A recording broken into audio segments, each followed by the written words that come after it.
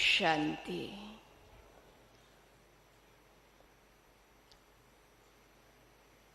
आज की इस अनुपम संध्या में अरावली के श्रृंखलाओं के मध्य बसे आबू पर्वत एवं आबू पर्वत के इस सुंदर शांति वन में आप सभी पधारे हुए पत्रकार जनों का अभिनंदन करते हुए आज की संध्या को हम प्रारंभ करते हैं और इस सुंदर कार्यक्रम के लिए सर्वप्रथम मैं मंच पर आमंत्रित करने जा रही हूं भ्राता आत्म प्रकाश जी, जो कि इस मीडिया विंग के नेशनल कोऑर्डिनेटर हैं। मैं साथ में आमंत्रित करती हूं राजयोगिनी उषा बेन जी को। आप भी हमारे बहुत सीनियर राज योगा टीचर हैं। मैं आगे बढ़ते हुए आमंत्रित कर रही हूं भ्राता करमचंद जी को, जो कि चंडीगढ़ से पधारे हैं। साथ ही मेरा अनुरोध है भ्राता मृत्युंजय जी, आप भी मेरी आवाज सुन पा रहे होंगे और आप भी मंच पर अपना स्थान ग्रहण करें। कुछ ही देर के पश्चात हमारे मध्य राजयोगिनी डॉक्टर निर्मला बेन जी भी पधारेंगे। साथ ही हमारे मध्य मुन्नी बहन जी भी पधारेंगे। और अब मैं आपसे अनुरोध करती हूं हमारे मंच पर आसीन विद्वज्जन, इन सब का आप करतल ध्वनि से स्वागत करें। और कार्यक्रम की शुरुआत करने के लिए हमेशा कहा जाता है well begin is half done. सुंदर शुरुआत हो तो ऑटोमेटिक कार्य सहज संपन्न होता है। और आध्यात्मिक विधि बहुत सुंदर है कि हमारी भारतीय संस्कृति कहती है अगर हम प्रभु स्मृति से कार्य प्रारंभ करते हैं तो सहज संपन्न कार्य होता है। तो चलिए कुछ क्षणों के लिए प्रभु स्मृति में बैठकर आज का कार्यक्रम प्रारंभ करें।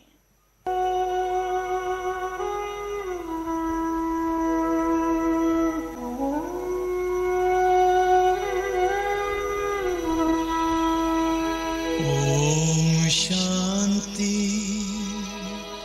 ओम शांति, ओम शांति,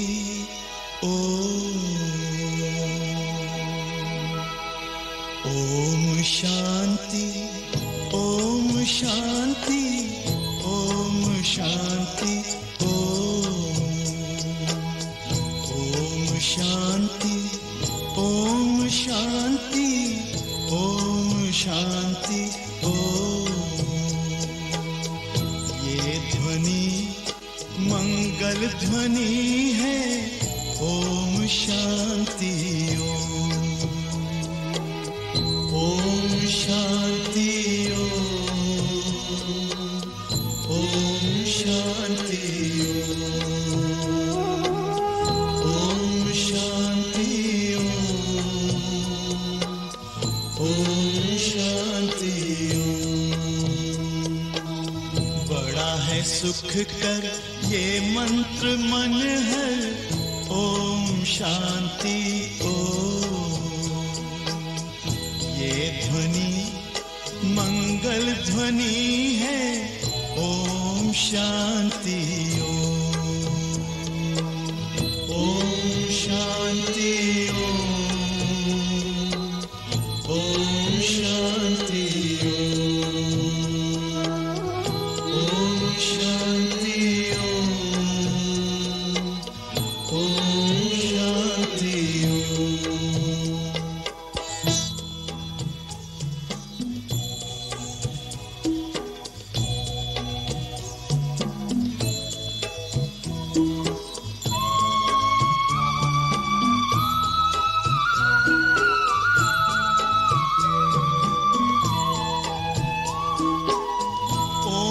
शांति से हम गूंजाएं आओ धरती व्योम आओ धरती व्योम ओम शांति ओम शांति ओम शांति से होता है विकृतियों का हो विकृतियों का हो ओम शांति ओम शांति आज के समाज में जहां एक और चुनौतियां हैं, जहां कठिनाइयां दिखाई दे रही हैं, जहां परेशानियों का वातावरण है, निरंतर एक बदलाव है, हम सबकी चाहत है कि इस दुनिया में, विशेषतः इस देश में, हमारे इस समाज में, समाज को मजबूत बनाया जाए, समाज को दिशा दी जाए। वो समाज हो जहां अर्थपूर्ण जीवन हो, वो समाज हो जहां जीवन में प्रसन्नता का भाव हो, जहां सहयोग का भाव हो। लेकिन व्यवहारिकता और चाहत में फर्क आ गया है, और अपनी चाहत को कैसे ऊपर लाया जाए कि हमारा समाज जो हम शुरू से चाहते थे, राम राज्य हो, उस राम राज्य की परिकल्पना को कैसे पूर्ण किया जाए। और यही सोचकर इस सम्मेलन का आयोजन किया गया है, जिसका विषय नई सामाजिक संरचना के लिए मूल्य एवं संकल्पना। हमें एक मजबूत मूल्यों की आवश्यकता है, एक संकल्पना की आवश्यकता है। और मैं जो सोच पाती हूँ वो ये सोच पाती हूँ कि आज़ादी के समय भी हमारे पत्रकारों ने ही एक बहुत बड़ा जिम्मेदार रोल प्ले किया था। पत्रकार ही तो थे जिन्होंने चिंगारी, जिन्होंने दुनिया में, हमारे देशवासियों में एक जागृति लाई थी कि राम राज्य चाहिए, एक उन्नत भाव चाहिए, श्रेष्ठ जीवन चाहिए, और उसके लिए स्वाधीनता चाहिए। और आज पुनः हमारे सामने पत्रकार वर्ग है। ये मीडिया वर्ग चाहे तो बहुत कुछ कर सकता है, और मैं सोचती हूँ जिम्मेदारी का बहुत बड़ा हिस्सा हमारे कंधों पर ही आता है। तो आइए एक शुभ शुरुआत करें, और उसके लिए सर्वप्रथम मैं आमंत्रित करने जा रही हूँ अभिनंदन के लिए ब्रह्मा कुमारी बहनों से कि बैजेस और बुके के द्वारा, फूलों के पुष्प गुच्छों के माध्यम से हमारे मंच पर आसीन विद्वज्जनों का अभिनंदन करें। ब्रह्मा कुमारी बहनें। और हम सब करताल ध्वनि से साथ देते रहेंगे।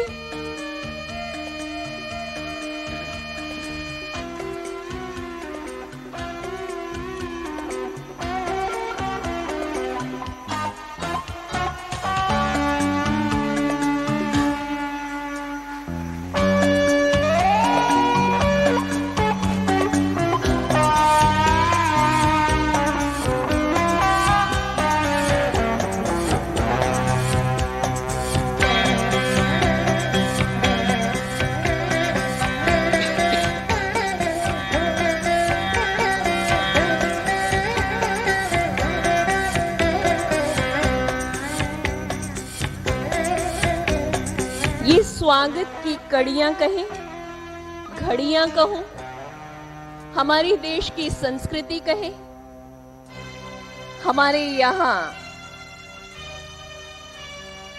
हर जन को ये अच्छा लगता है सम्मान दिया जाए, सम्मान किया जाए, ये सम्मान का भाव।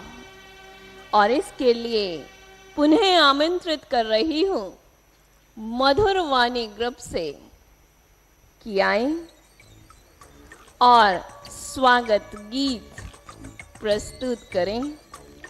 भ्राता भानु जी एवं पार्टी, हमारे मध्य भ्राता मृत्युंजय भाई भी पधार चुके हैं। मेरा अनुरोध है बहनों से, आपका भी पुष्पगुच्छ एवं बैच के द्वारा अभिनंदन करें।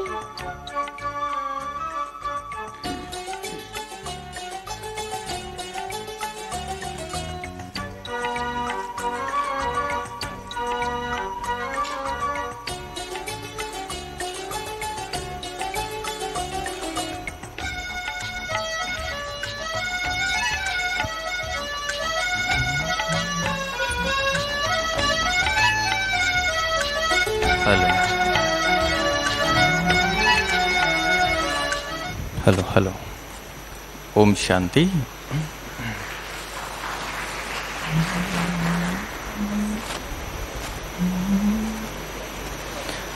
अनेको आपके मुख हैं, अनेको आपकी बाहें, वही हो करके रहता है कि जैसा आप जो चाहें। सुबह से शाम तक छाए सभी के दिल दिमागों में, उसी पर लोग चलते हैं कि देते आप जो राहें हैं।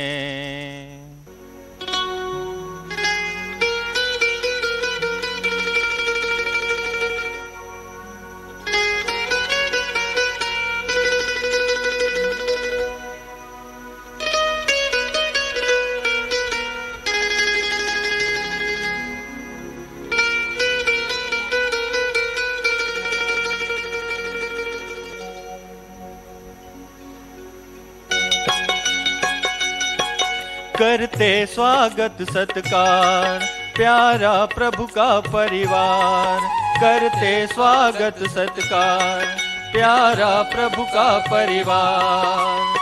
चलचित्र सचरित्र बने समाचार में सदाचार, करते स्वागत सत्कार प्यारा प्रभु का परिवार, करते स्वागत सत्कार प्यारा प्रभु का परिवार।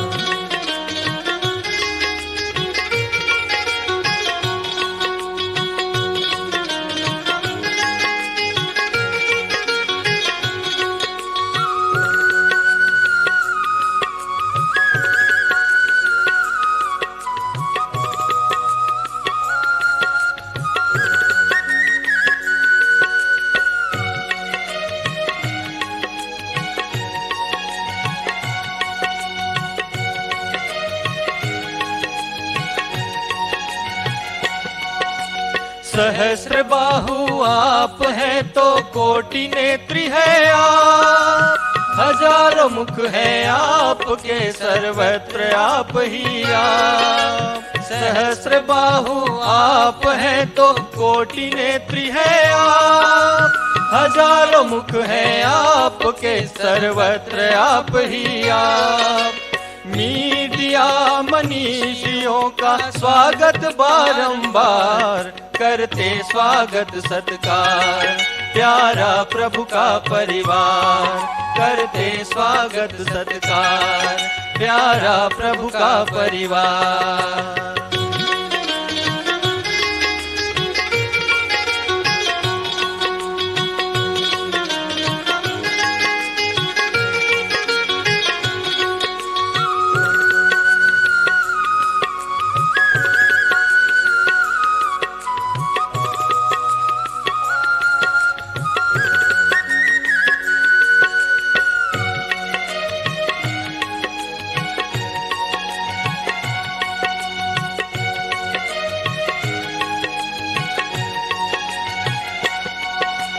भाग्य बनाने का अवसर प्रभु का ये निमंत्रण, आबू वरावली का कहते हैं हर कण कण।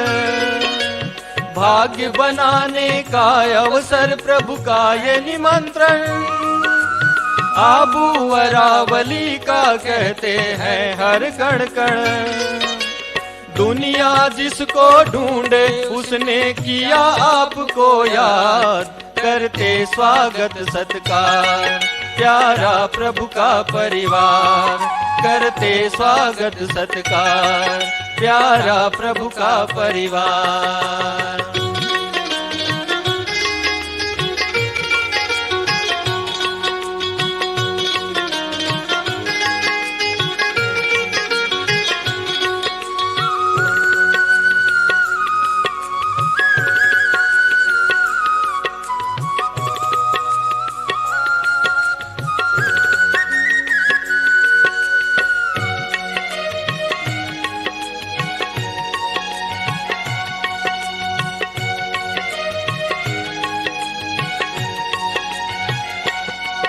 अध्यात्म और मीडिया का महामिलन ये, धन्य हो गई धरा और गा रहा गगन ये।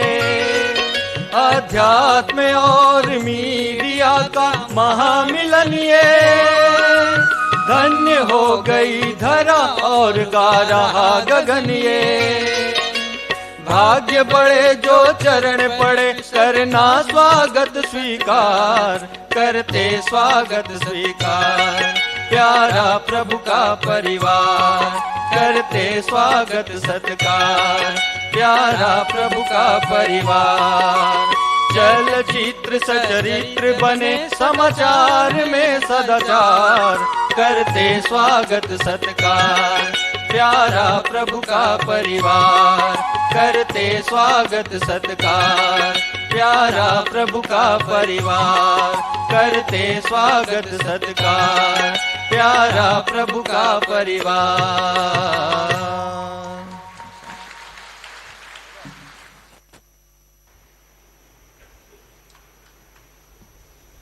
बहुत बहुत धन्यवाद भ्राता भानु जी एवं आपके साथी। और अब स्वागत सत्र को आगे बढ़ाते हुए आमंत्रण देने जा रही हूँ भ्राता जीवी राजू एवं गीता पुजारी ग्रुप को, जो कि बेंगलोर से पधारे हैं।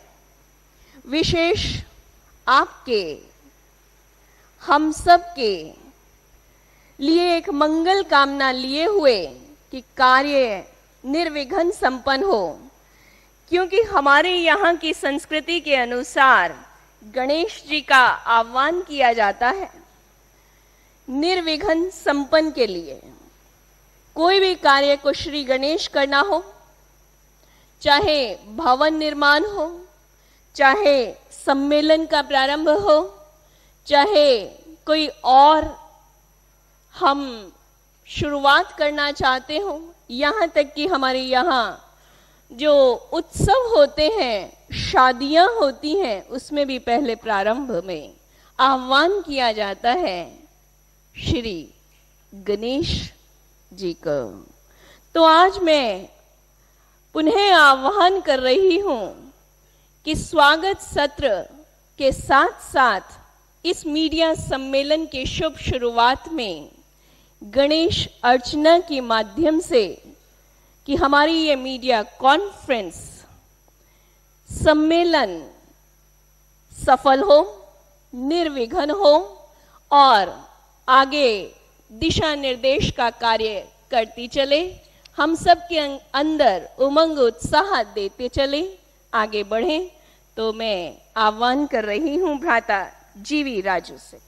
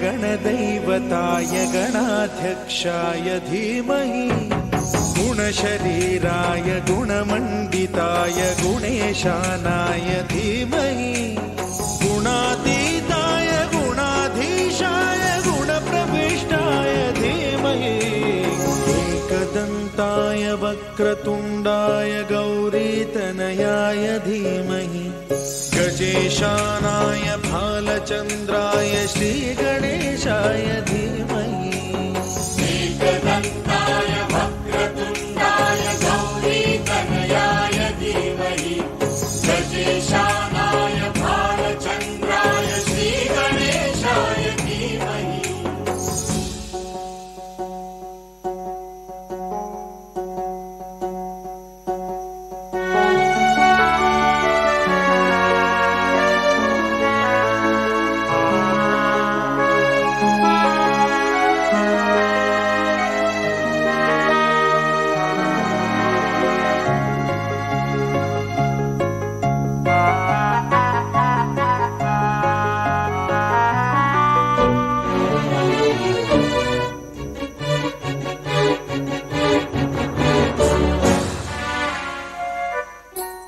गानचतुराय गानप्राणाय गानान्तरात्मने गानोत्सुकाय गानमत्ताय गानोत्सुकमनसे गुरुपूजिताय गुरुदैवताय गुरुकुलस्थायिने गुरुविक्रमाय गुह्यप्रवराय गुरवे गुणगुरवे गुरुदैत्यकलक्षेत्रे गुरुधर्मसदाराध्याय गुरुपुत्रपरित्रात्रे गुरुपाखण्डखण्डकाय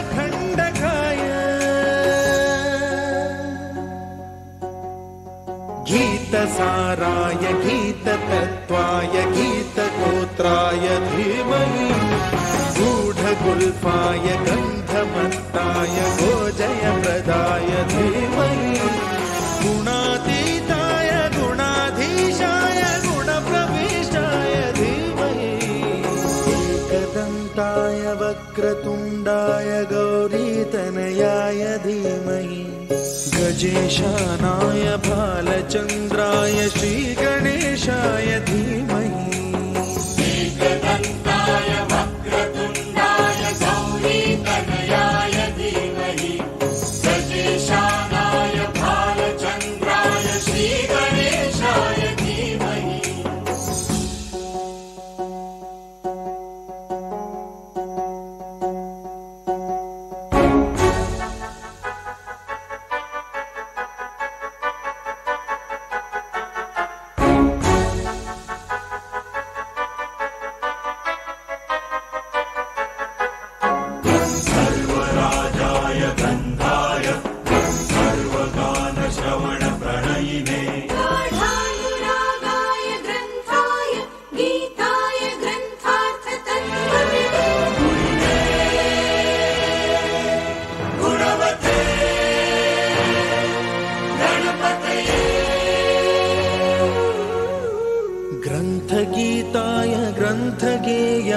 ग्रन्थान्तरात्मने गीतलीनाय गीताश्रयाय गीतवाद्यपटवे गेयचरिताय गायकवराय गन्धर्वप्रियकृते गायकाधीन विग्रहाय गङ्गाजलप्रणयवते गौरीस्तनन्दनाय गौरीहृदयनन्दनाय गौरभानुसुताय गौरीगणेश्वराय गौरीप्रणयाय गौरीप्रवणाय गौरभावाय धीमहि गो सहस्राय गोवर्धनाय गोपगोपाय धीमहि गुणातीताय गुणाधीशाय गुणप्रविष्टाय धीमहि एकदन्ताय वक्रतुण्डाय गौरीतनयाय धीमहि गजेशानाय भालचन्द्राय श्रीगणेशाय धीमहि एकदन्ताय वक्रतुण्डाय गौरीतनयाय धीमहि गजेशानाय भालचन्द्राय श्रीगणेशाय धीमहि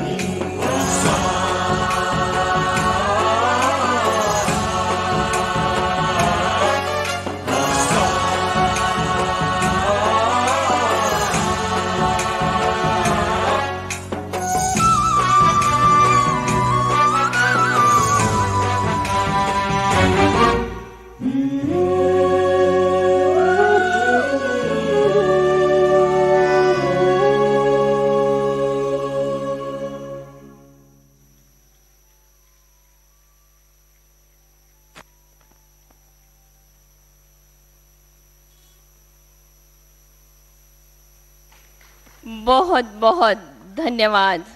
बहुत सुंदर प्रस्तुति के लिए पुनः हम तालियों के माध्यम से आपका धन्यवाद करेंगे।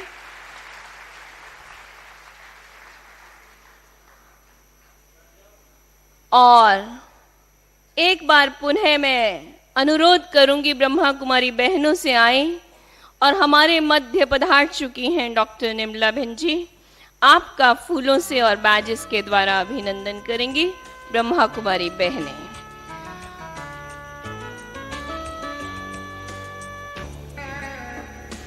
और इसके साथ साथ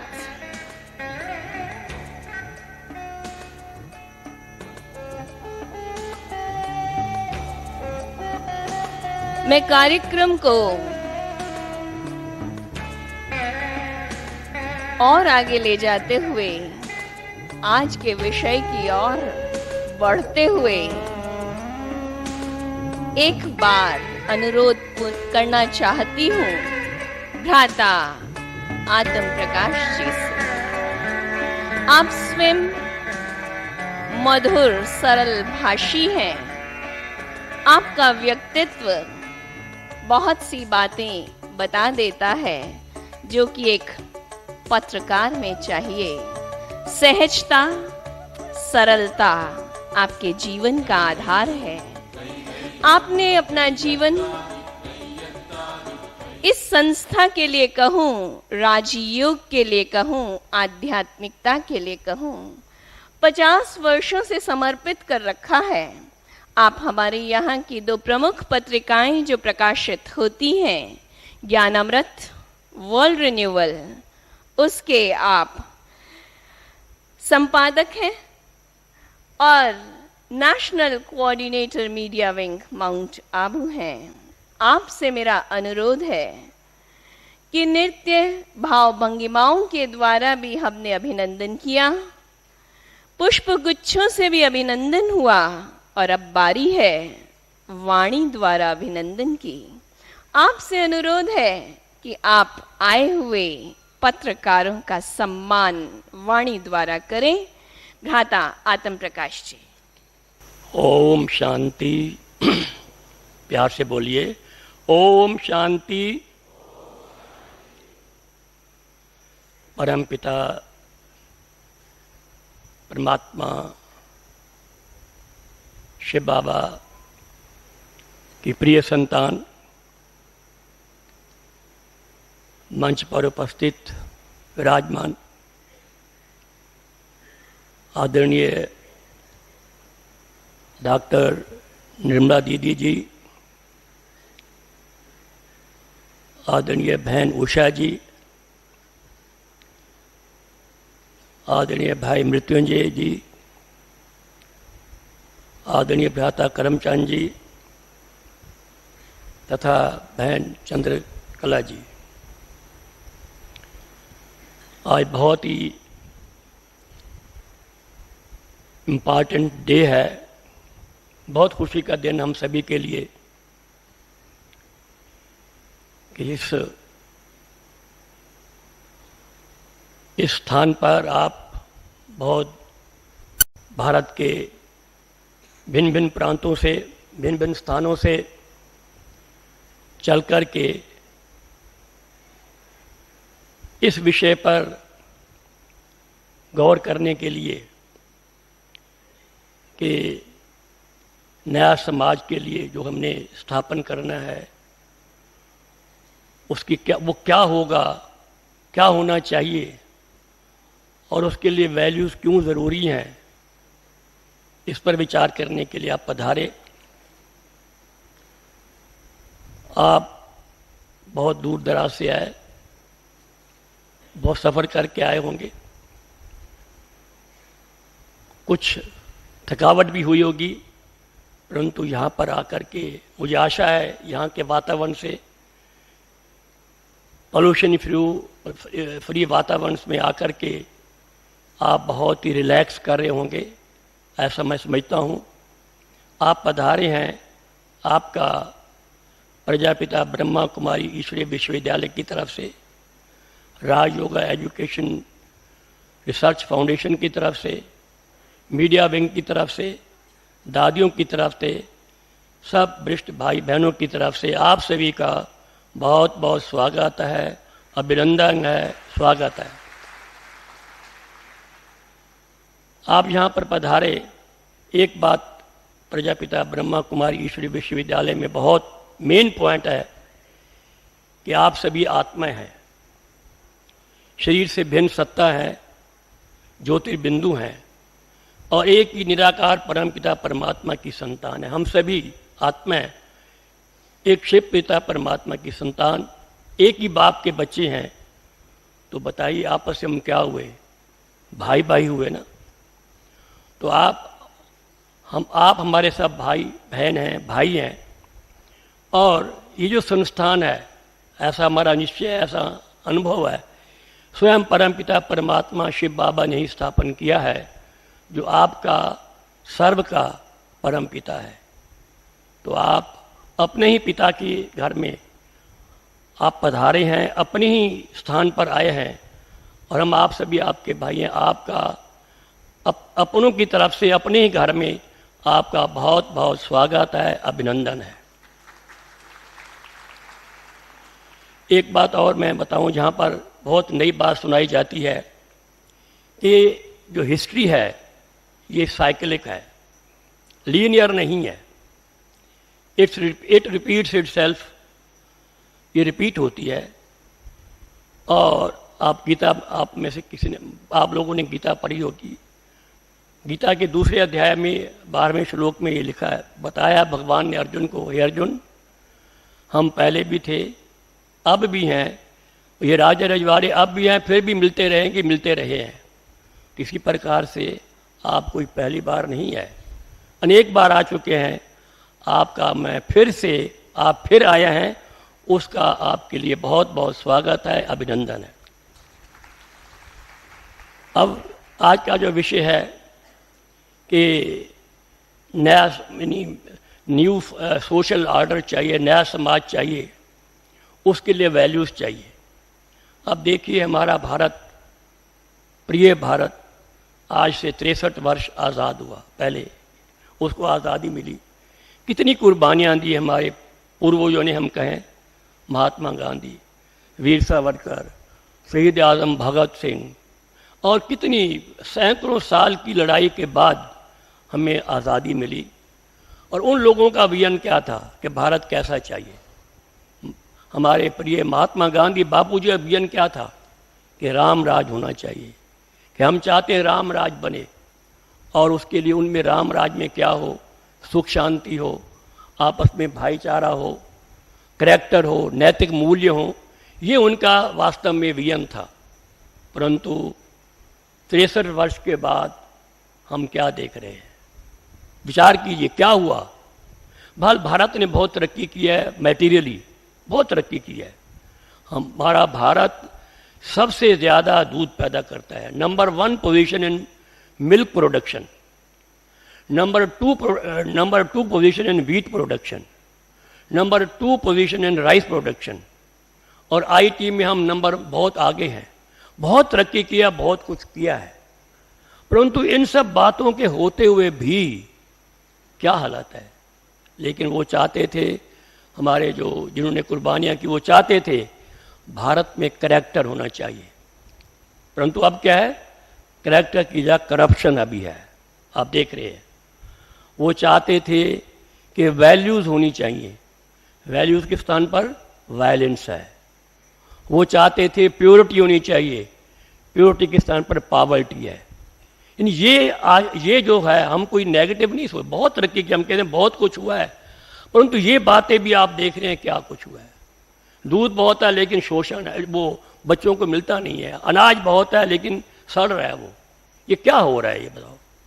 तो कहने का मतलब ये, हम चाहते हैं ऐसा समाज जिसमें सुख हो, शांति हो, पवित्रता हो, भाईचारा हो, आपस में वायलेंस ना हो।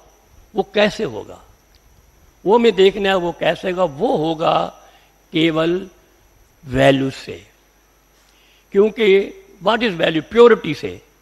Purity is the mother of peace and prosperity.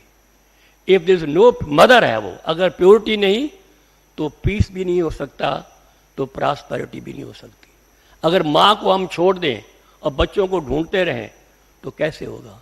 इसलिए अगर हम वैल्यूज़ को धारण करेंगे तो उससे क्या होगा, हमारे में ये जो वो और जो चीज़ चाहते हैं वो होगी। देखिए कि आज हम देख रहे हैं कई प्रकार के रेवोल्यूशन है। हमारा पॉलिटिकल रेवोल्यूशन तो आते रहते हैं, फिर वह ग्रीन रेवोल्यूशन आया, वाइट रेवोल्यूशन आया, आईटी रेवोल्यूशन है, भिन्न भिन्न प्रकार के रेवोल्यूशन है। उसके पीछे कोई ना कोई न्यू नॉलेज या न्यू फिलॉसफी होती है। हम चाहते हैं कि अभी स्पिरिचुअल रेवोल्यूशन आना चाहिए। जब तक ये वैल्यूज़ का रेवोल्यूशन नहीं आएगा तब तक जितने भी हमारी आ चुकी हैं रेवोल्यूशन, वो होते हुए भी हम जो रिज़ल्ट चाहते हैं वो रिज़ल्ट हमको नहीं मिल रहे हैं। तो अब देखिए इसके पीछे कोई नई फिलॉसफी चाहिए। तो वो हम Prajapita Brahma Kumari Ishwari Vishwavidyalaya is bound to bring spiritual revolution through these values. उसका प्रचार प्रसार किया जा रहा है। हम पहले आए थे, बहुत थोड़े थे, चंद थे। आज से 53 वर्ष पहले हमें ज्ञान मिला, बहुत चंद थे। आज 9 लाख और उससे भी ज़्यादा भाई बहन इस नॉलेज को अपना करके वैल्यूज़ में चल रहे हैं।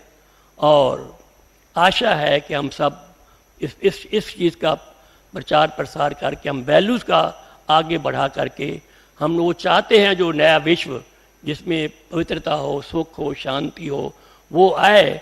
उसके लिए इन चीज़ों की बहुत आवश्यकता है। तो उसका हम यहाँ पर आप आए हैं, आपका बहुत बहुत स्वागत है। फिर से मैं अपने प्रजापिता ब्रह्मा कुमारी ईश्वरीय विश्वविद्यालय की तरफ से, दादियों की तरफ से बहुत बहुत बहुत बहुत स्वागत करता हूँ, धन्यवाद देता हूँ। ओम शांति।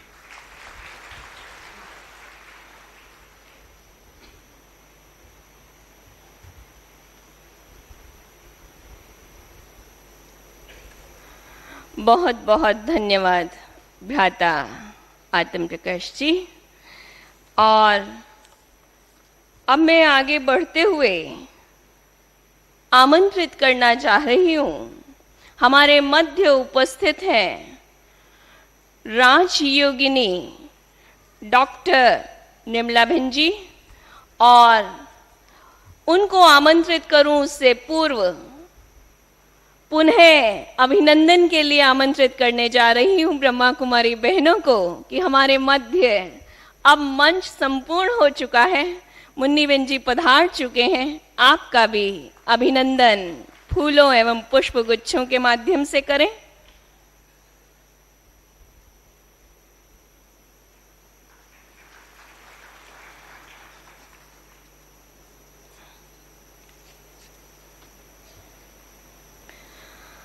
बात चल रही थी राजयोगिनी डॉक्टर निर्मलाबेन जी की। आपने अपना जीवन 46 वर्षों से समर्पित किया हुआ है। ये कहूं तो शायद अतिशयोक्ति नहीं कि पेशे से पहले आप डॉक्टर भी रहीं। आपने अपनी सेवाएं डॉक्टर के रूप में भी जगत में, मुंबई में दी और आगे बढ़कर फिर पुनः एशिया पैसिफिक रीजन की आप डायरेक्टर रही हैं। आज भी उनका प्रशासन का कार्य आपके कंधों पर है एवं विशेष वर्तमान समय ज्ञान सरोवर परिसर जो हमारा माउंट आबू में है, उसका भी कार्यभार आपके कंधों पर है। अगर आपके लिए ये कहूं तो शायद मैं सही होंगी कि आपकी जीवन उसके बारे में तपती हुई जमीन पर जलदार बांटता हूं, तपती हुई जमीन पर जलदार बांटता हूं। पतझड़ के रास्तों पे मैं तो बहार बांटता हूं, पतझड़ के रास्तों पे मैं तो बहार बांटता हूं। ये आग का दरिया है, जीना भी यहाँ मुश्किल है। नफरत के इस दौर में मैं प्यार बांटता हूं, नफरत के इस दौर में मैं प्यार बांटता हूं। और अब आपसे अनुरोध है, आप हमें अपना आशीर्वाद प्रदान करें ताकि हमारा कार्य शुभ संपन्न हो। ओम शांति। मंच पर उपस्थित सम्माननीय वक्ताएं तथा सभा में उपस्थित आप सभी बहनें और भाई, आज हम वैल्यू बेस्ड सोसाइटी के लिए अपनी विजन और उसके लिए उस विजन को जीवन में लाने के लिए क्या करना चाहिए उसके बारे में ये नेक्स्ट 2-3 दिन इसके बारे में चर्चा करेंगे। तो जैसे आतम भाई ने बताया कि हमारे भारत की क्या हालत हो गई है, तो भारत जो हमारा प्राचीन देश है और आध्यात्मिकता में मशहूर है, विदेशी लोग भी सोच रहे हैं कि भारत से ही ज्ञान सूर्य उदय होगा। तो हर एक की अपेक्षा रहती है कि भारत कुछ आध्यात्मिकता में हमें प्रेरणा देवे, परंतु एक तरफ तो हम देख रहे हैं कि मटीरियली, साइंटिफिकली, टेक्नोलॉजिकली हम बहुत आगे बढ़ रहे हैं, परंतु मॉरली देखो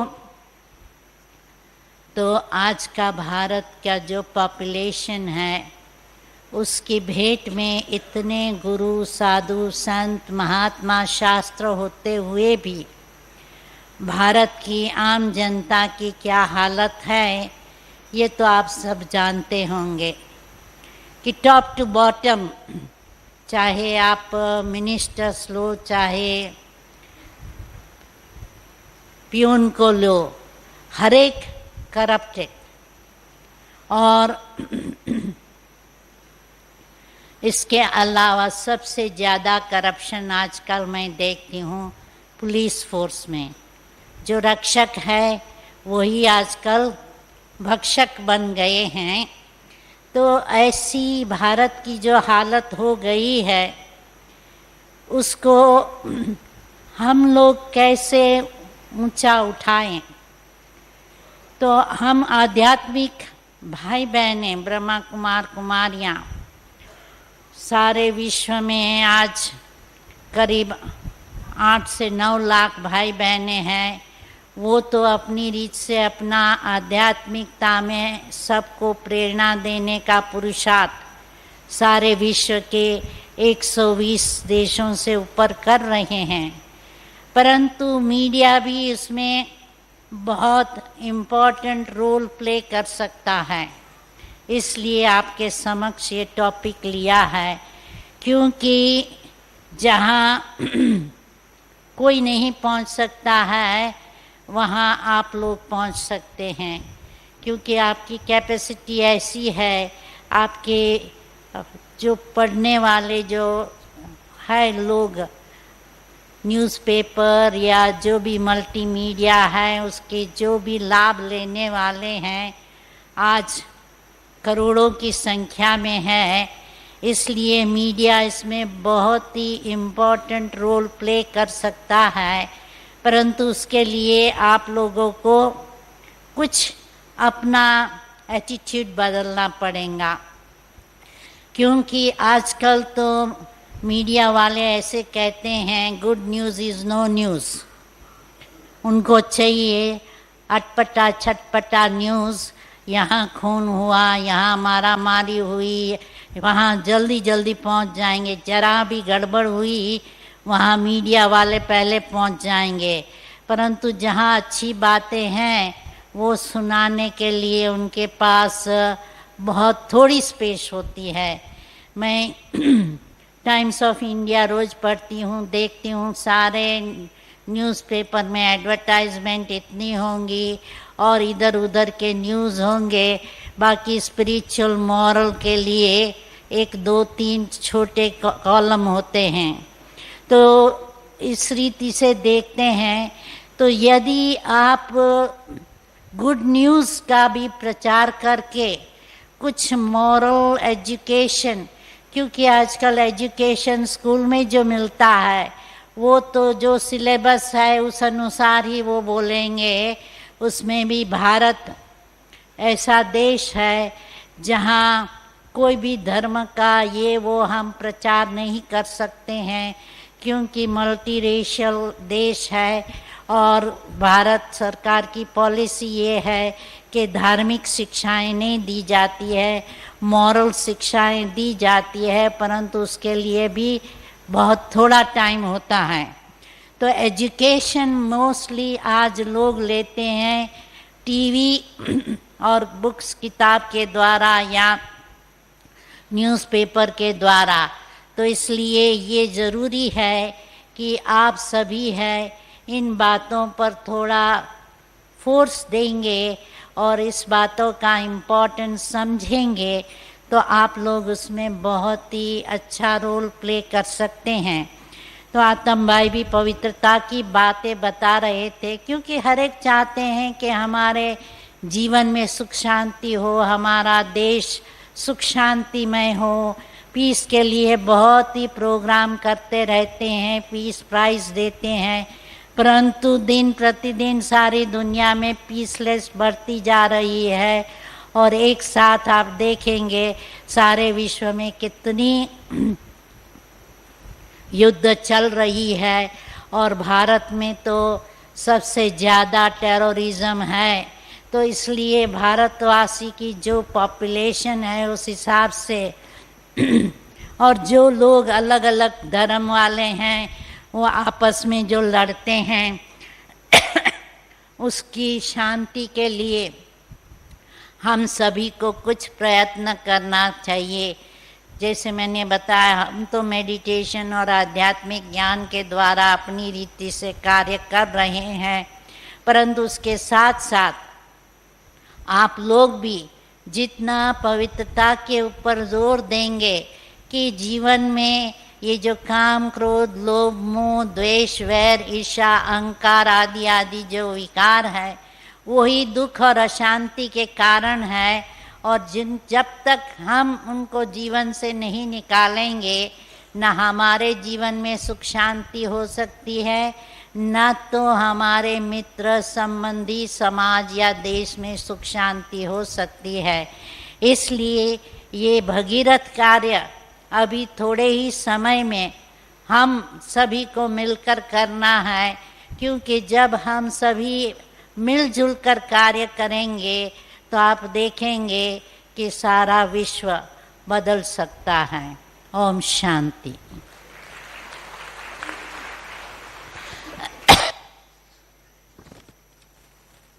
बहुत बहुत धन्यवाद निर्मला दीदी जी, आपने हमारे लिए अपना अनमोल समय निकाला। आपको अभी अभी ऊपर भी जाना है, ज्ञान सरोवर का कार्यभार आपके ऊपर है, आपको ऊपर जाना है। पुनः एक बार बहुत बहुत धन्यवाद कि आप हमारे मध्य इतना समय दे पाए। और अब मैं अनुरोध करने जा रही हूं आगे बढ़कर भ्राता मृत्युंजय जी को, जो कि एग्जीक्यूटिव सेक्रेटरी ब्रह्मा कुमारीज के हैं और साथ साथ एजुकेशन विंग के आप चेयरपर्सन हैं। आपने भी अपना जीवन लंबे अरसे से इस आध्यात्म के लिए लगाया हुआ है और आपके लिए तो मैं ये कह सकती हूं कि कभी मुड़कर न देखना, पीछे नहीं देखना, सदा आगे बढ़ना, ये आपका ध्येय रहा है।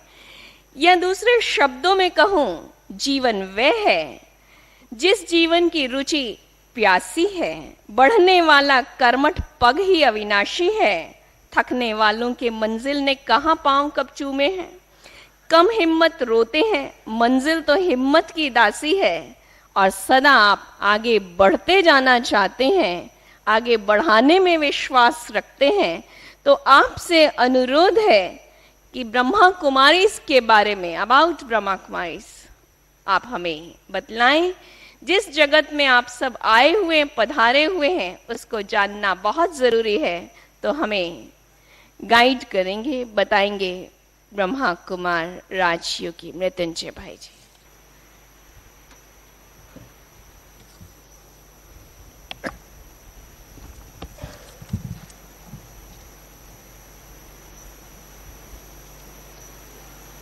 ओम शांति। मैं सबसे अनुरोध करता हूं, आप सभी रिपीट कीजिए, ओम शांति, ओम शांति, और एक बार ओम शांति। इस विश्व को नया vision and values, vision and wisdom, vision and will power देने वाले विश्व शांति दाता परम पिता, परम शिक्षक, परम सद्गुरु को इस सभा में आह्वान करते हुए और ऐसी विजन एंड विजडम को इस संसार में साकार करने के लिए एक नेतृत्व देने वाले और इसका एक लीडरशिप दिया है पिता श्री प्रजापिता ब्रह्मा बाबा, इस समय अव्यक्त रूप में उपस्थित है। उन पिताश्री जी को मैं याद करते हुए और इन दोनों विजनों को इस धरा पर एक सरस्वती के रूप में हम सबको साकार किया है, मातेश्वरी को और दादी प्रकाश मणि जी को मैं याद करते हुए इस सभा में उपस्थित मेरा आदरणीय मुन्नी बहन जी, उषा बहन जी, चंद्रकला बहन जी, हमारा आदरणीय भ्राता आत्म प्रकाश जी और करमचंद भाई और भारत के विभिन्न स्थानों से आए हुए मीडिया महानुभावों को मेरा प्रणाम करता हूँ।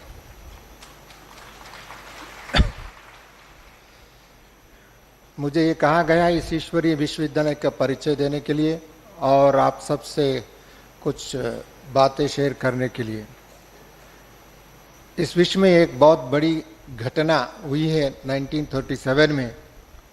वो बात बहुत महत्वपूर्ण घटना है और आगे चल कर के इसको विश्व को एक नया दिशा देने के लिए घटना है, नया परिवर्तन को लाने के लिए घटना है और नया विजन देने के लिए घटना है, नया विजडम देने के लिए घटना है, नया विल पावर देने के लिए घटना है।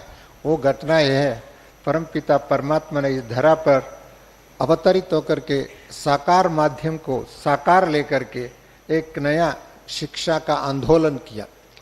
वो आंदोलन इस ईश्वरीय विश्वविद्यालय के माध्यम में 1937 में जो आरंभ हुआ था सिंध, हैदराबाद, कराची में, अभी इस समय में एक वट वृक्ष के रूप में करीब 8500 सेवा केंद्र के माध्यम द्वारा और करीब 130 देशों में और लगभग 25,000 समर्पित कुमारियों के माध्यम द्वारा लगभग 10 लाख भाई बहनों के माध्यम द्वारा एक नया आध्यात्मिक क्रांति, चारित्रिक क्रांति, नैतिक क्रांति, मौलिक क्रांति, एक शांति की क्रांति लाने के कार्य में तत्पर है।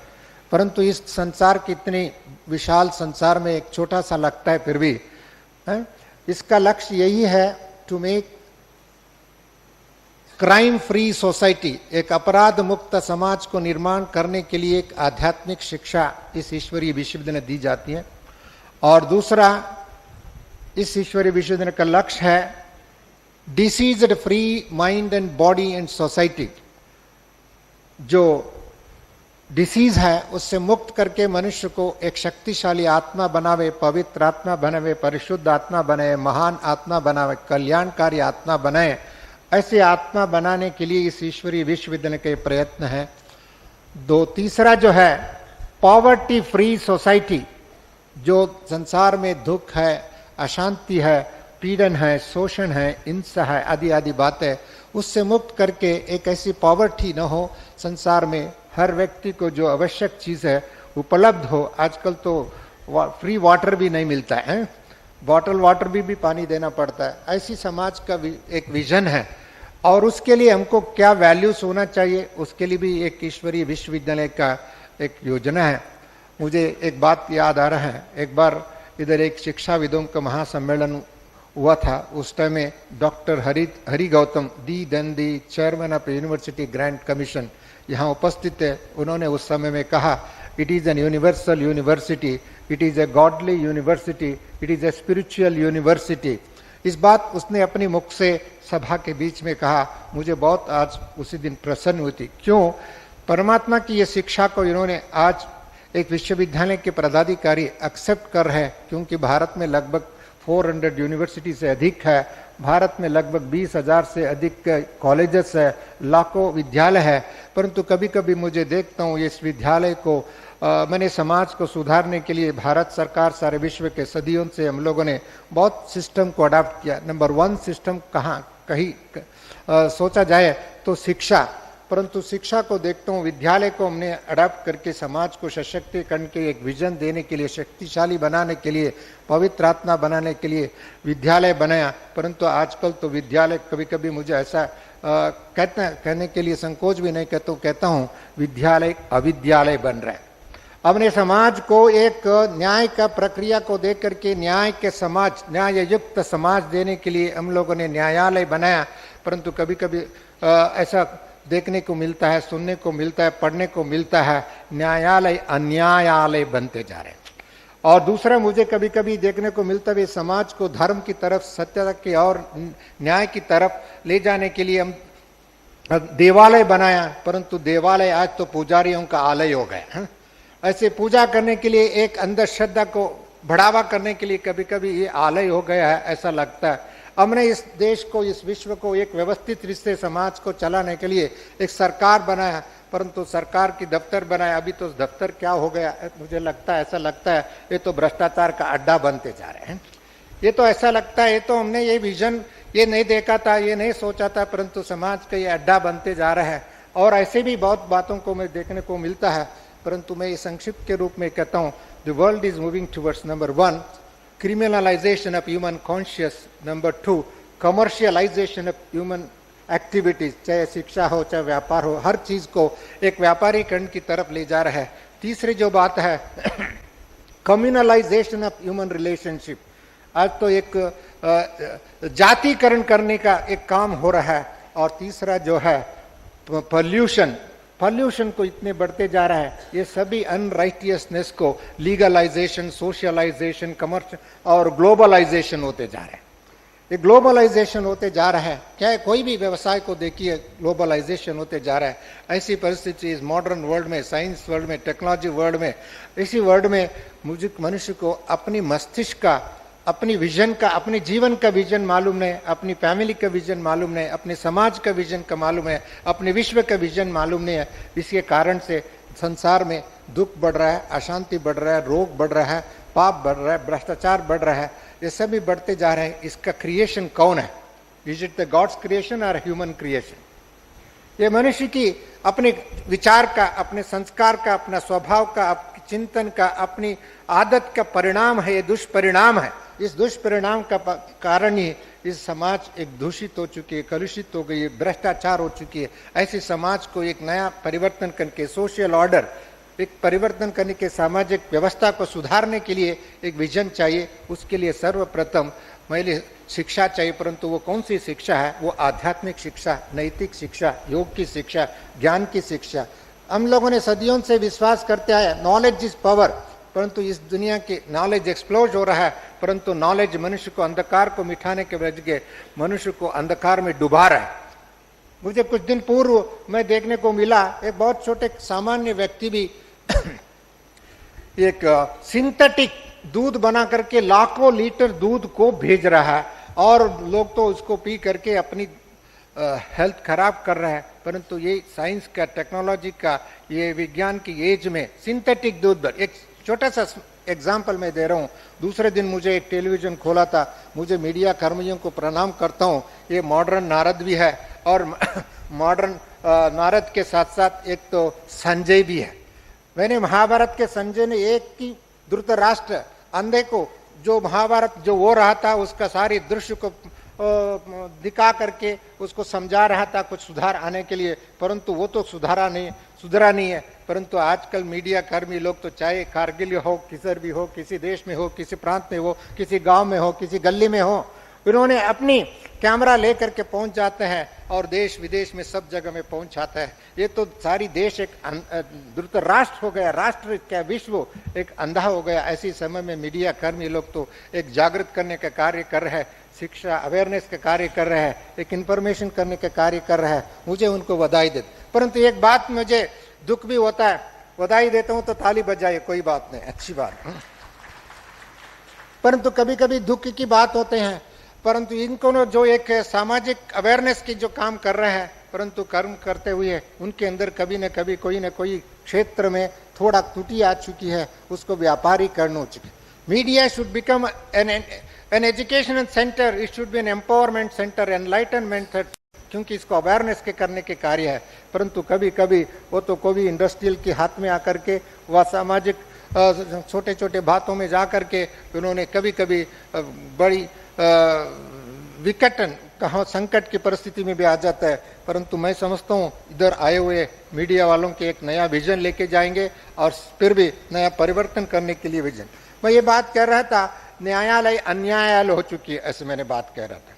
परंतु ये सिद्धांत के रूप में हम लोगों ने देखा जाए, क्योंकि कोई भी न्यायालय है, अभी तो हम लोगों से हमारे छोटेपन में भी हमारा माता पिता लौकिक में बड़े गुरुजन लोग कहते थे झूठ बोलना महापाप है, झूठ बोलना अन्याय है, झूठ बोलने से। परंतु आज तो झूठ बोलने वालों को सालों साल तक झूठ बोलते रहते हैं, उसके लिए डिग्री दिया जाता है, उसको एम्पावरमेंट किया जाता है, उनको लीगलाइजेशन दिया जाता है। मेरे कहने के बाद मैं किसी व्यक्ति, किसी व्यवस्था के विरोधात्मक नहीं कह रहा हूँ, परंतु हमने इस सिस्टम को, नियम को कानूनबद्ध बना करके समाज को झिझी उड़ाने का एक शोषण है, एक सामाजिक शोषण है ये भी। इसके लिए हमारे पास सही विजन नहीं है। इसके लिए बाबा ने हम लोगों को एक न्याय की प्रक्रिया में एक नया विजन दिया है, सोशल एम्पावरमेंट के लिए नया विजन दिया है। और विजन है पहले पवित्रीकरण, जहाँ पवित्रता है वहाँ सत्यता है, क्योंकि द ट्रूथ इज पावर कहा जाता है। Law is not a power, truth is power कहा जाता है। परंतु हम सत्यता को छोड़ करके कानून बनाते रहे। इस विश्व में लगभग 3.5 करोड़ कानून बना हुआ, 3.5 करोड़ कानून बना, रोज कानून का जज्जी होते जा रहे हैं। यदि हमने इंडिया टुडे का अगस्त 13 की मैगजीन को देखा जाए, उसकी बात को हम थोड़े समय के लिए मान ले, ये सच है। उन्होंने ये लिखा था जो कॉमनवेल्थ गेम होने वाले हैं उसमें जो लाखों करोड़ों रुपए का इन्वेस्टमेंट जो किया है, उसमें केवल 10% of the money is being utilised for the creation of infrastructure, 10%।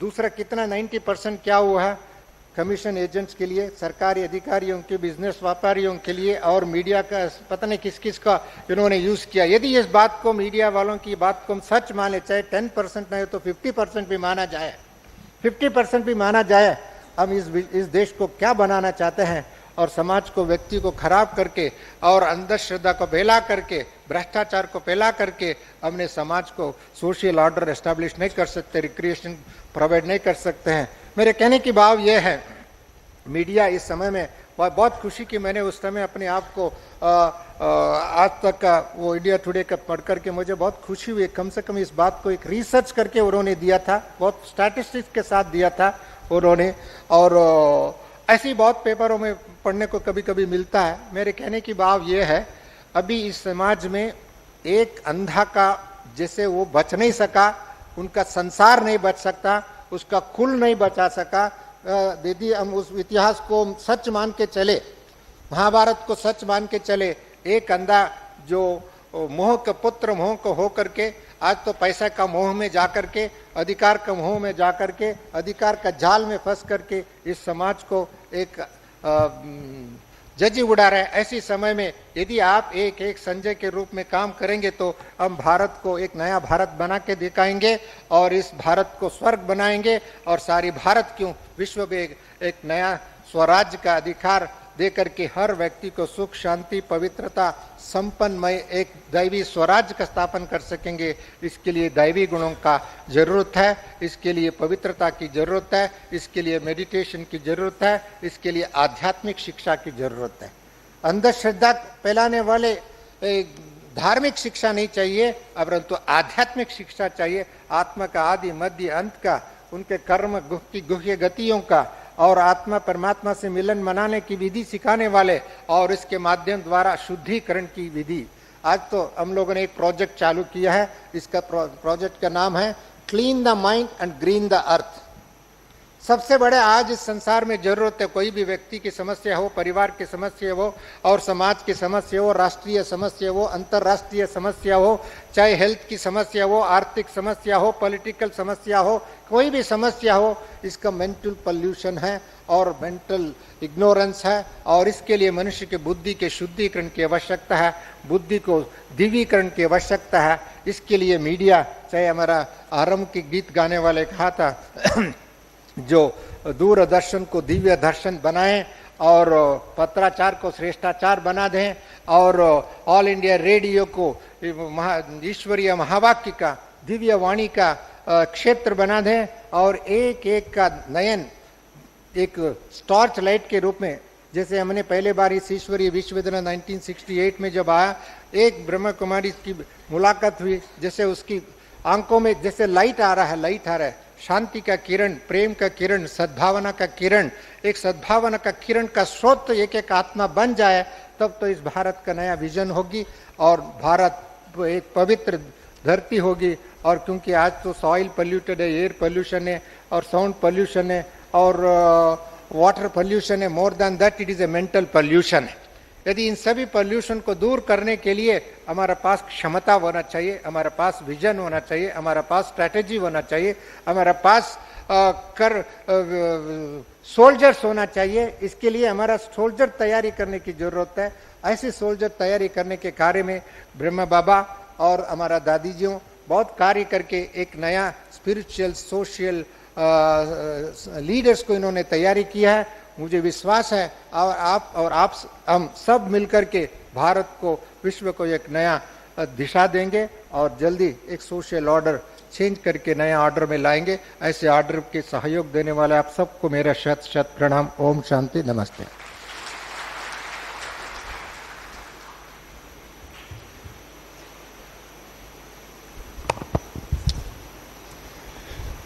बहुत बहुत धन्यवाद भ्राता मृत्युंजय जी। आपने संस्था के साथ साथ हमारे मीडिया कर्मियों से आपकी क्या अपेक्षाएं हैं वो भी बतला दी कि भारत को श्रेष्ठाचार बनाने के लिए पुनः पत्रकारों को ही जागना होगा, श्रेष्ठाचार वातावरण बनाना होगा, दिव्य दर्शन बनाना होगा, दूरदर्शन को, आकाशवाणी को भी इस तरीके से सुंदर बनाना होगा। तो आइए हम अपने इस बात को, अपने कार्य को जाने, पहचाने और आगे बढ़ें। उसके लिए आपने ये भी बता दिया मेडिटेशन आधार है। तो अब मैं आमंत्रण देने जा रही हूं आगे हमारे मध्य विराजित हैं राजयोगिनी ब्रह्मा कुमारी उषाबेन जी। आपने अपना जीवन पिछले 30 वर्षों से समर्पित किया हुआ है इस ज्ञान मार्ग में और सीनियर राजयोगा टीचर के साथ साथ आप मैनेजमेंट की भी ट्रेनर हैं। तो आगे बढ़ाने का कार्य, कैसे हर चीज को व्यवस्थित करें, कैसे हर चीज को दिशा निर्देश दें, ये आप हमें बतलाती रहती हैं। जगह जगह आपके कार्यक्रम होते रहते हैं, आप आह्वान करती हैं कैसे अंदर और बाहर के संतुलन से ही कार्यों को सहज किया जा सकता है। तो मैं आमंत्रित कर रही हूं, आप अपनी शुभकामनाएं हमारे को प्रस्तुत करें। राजयोगिनी ब्रह्मा कुमारी उषाबेन जी।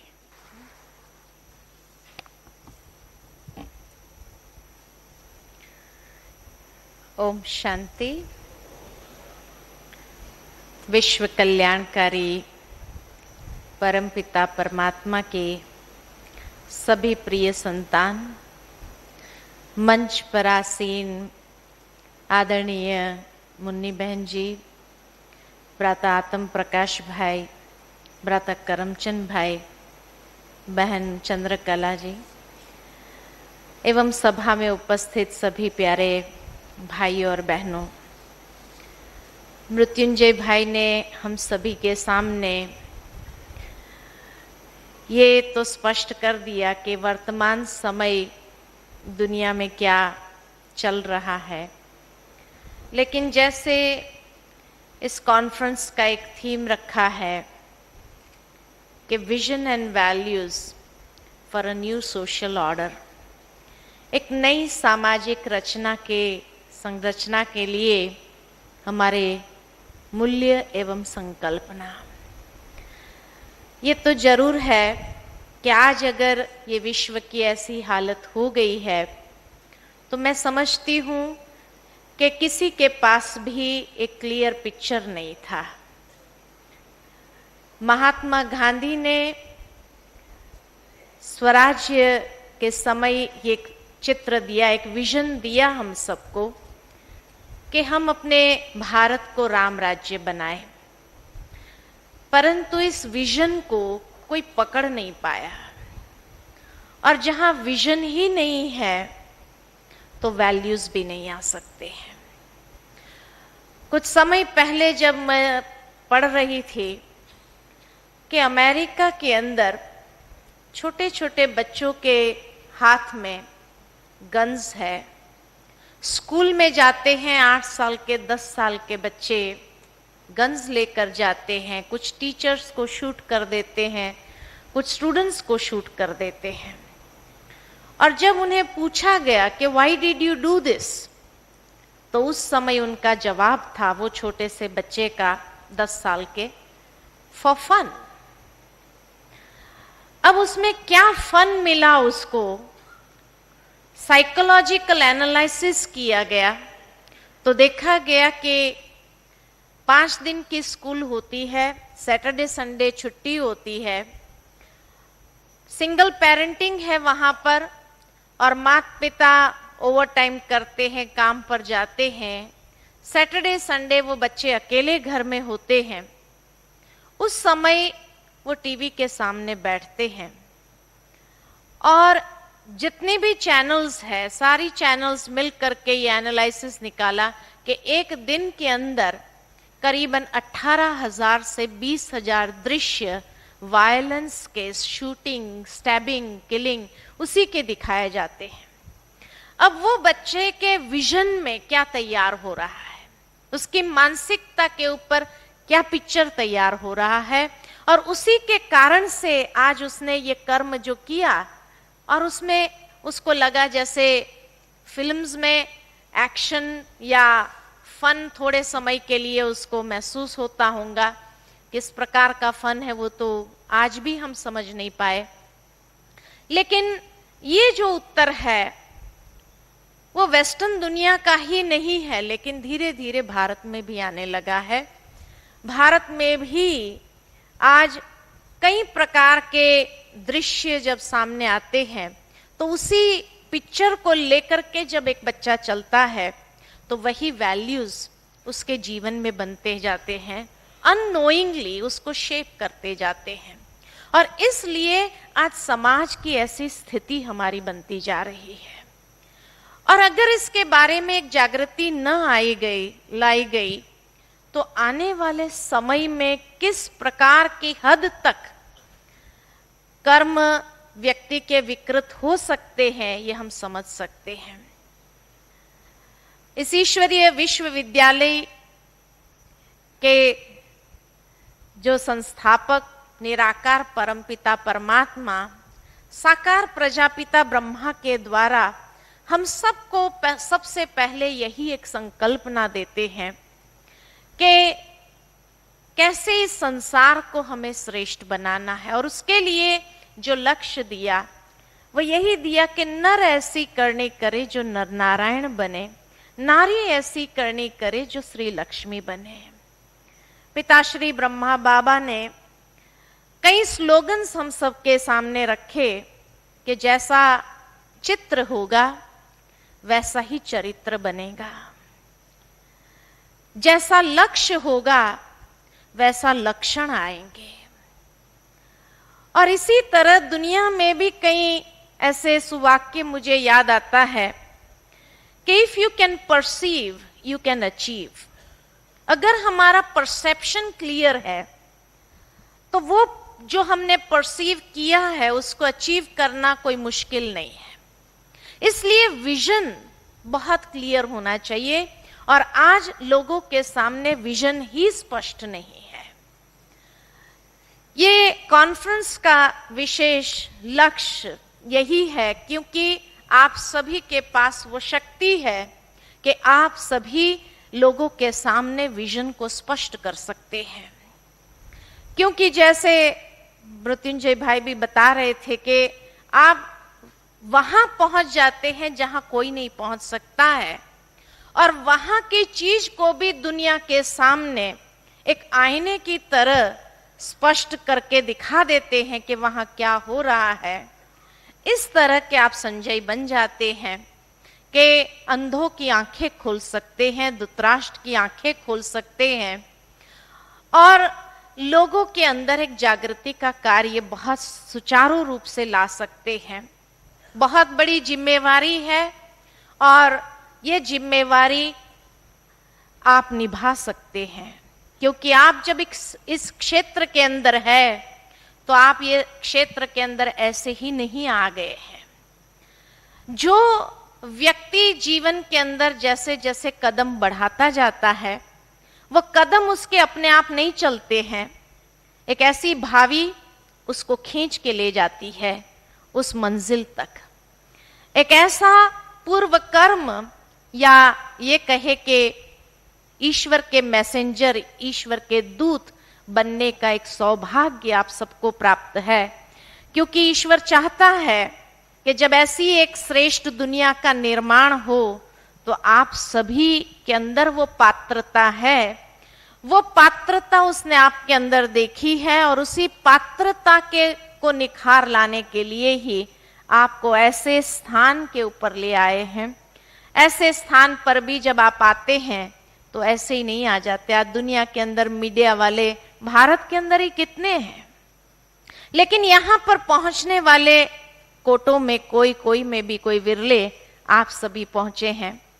और ये संकेत ईश्वर का जब आपकी बुद्धि कैच करती है तभी आप यहां पहुंच सकते हैं।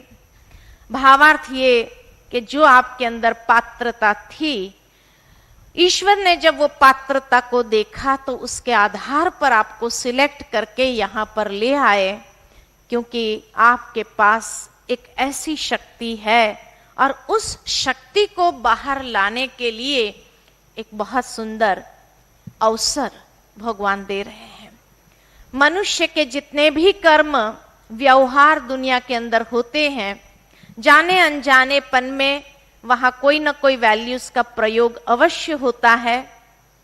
अगर वैल्यूज नहीं है तो वीकनेसेस है, या ईगोसेंट्रिक है, या गुस्सा है, या आसक्ति है, कोई ना कोई वीकनेसेस आ जाती है जब वो कार्य करता है।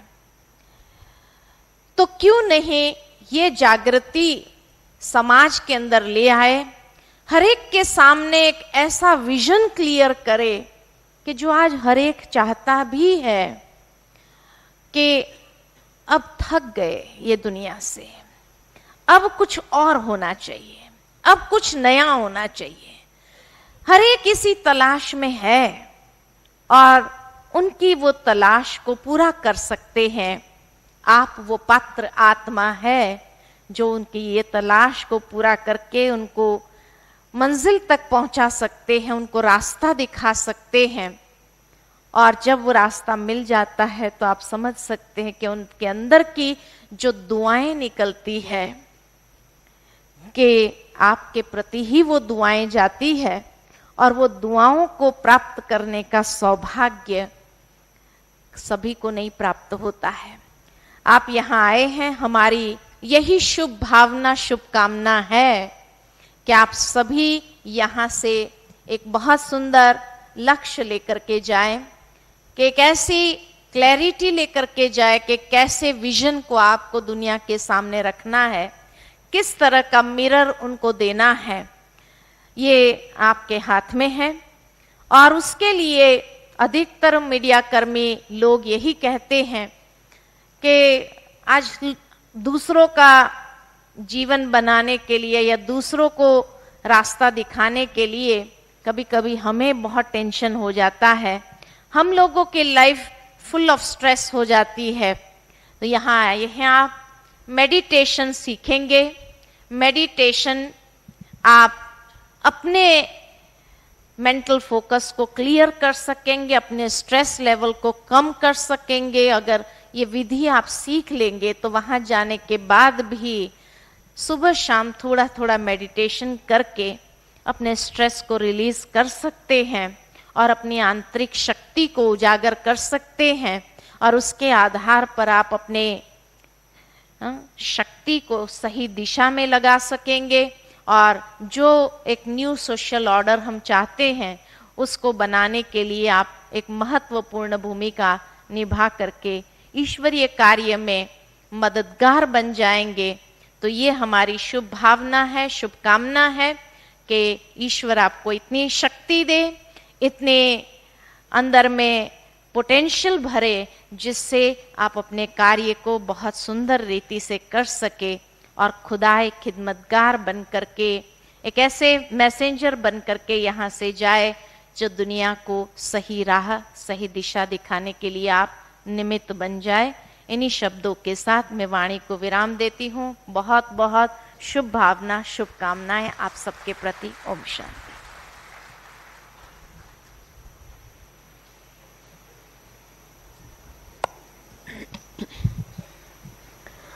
बहुत बहुत धन्यवाद उषाबेन जी। उषाबेन जी हमारे साथ कल पुनः भी होंगे मेडिटेशन सत्र के लिए। आप बहुत सुंदर सरल वाणी के द्वारा जीवन का सच्चा सार समझा देती हैं। तो कल भी हमारे साथ आप मेडिटेशन सत्र में होंगी।